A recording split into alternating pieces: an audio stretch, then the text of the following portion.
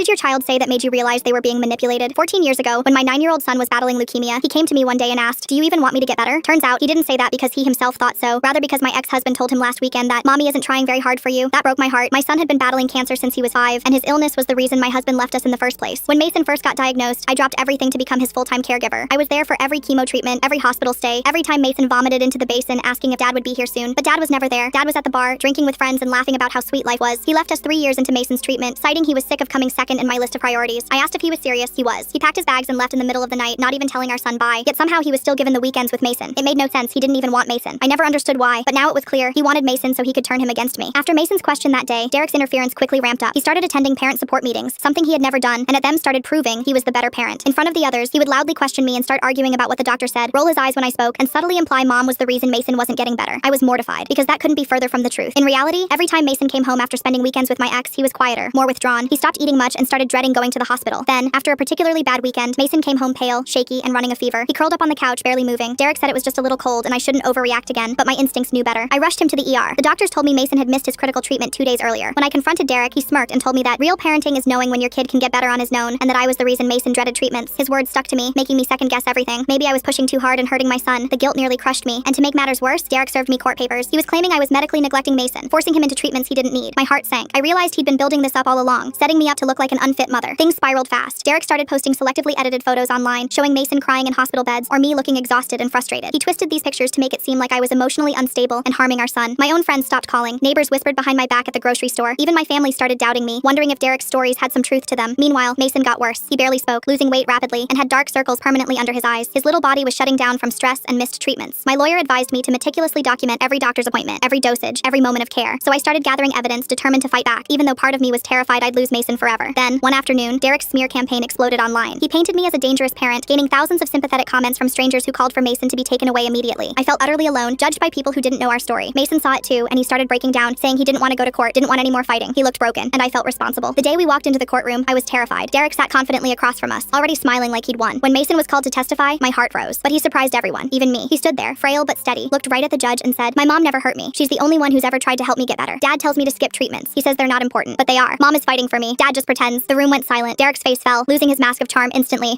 He tried to interject, but Mason kept talking, his voice stronger now. "I'm tired and sick all the time because Dad makes me feel like treatments are bad. He told me Mom didn't care about me, but Mom's the only reason I'm still alive." The judge looked stunned. I'd never been so proud of Mason, but my stomach was in knots, waiting for the verdict. Finally, the judge spoke clearly, his voice firm. He awarded me full custody immediately, demanding supervised visits for Derek pending psychological evaluation. Mason and I both broke down crying, right there in court. Derek, humiliated, stormed out of the courtroom, but before he left, he leaned close and whispered bitterly, "I'm not done yet. That kid is mine." The full story is linked below.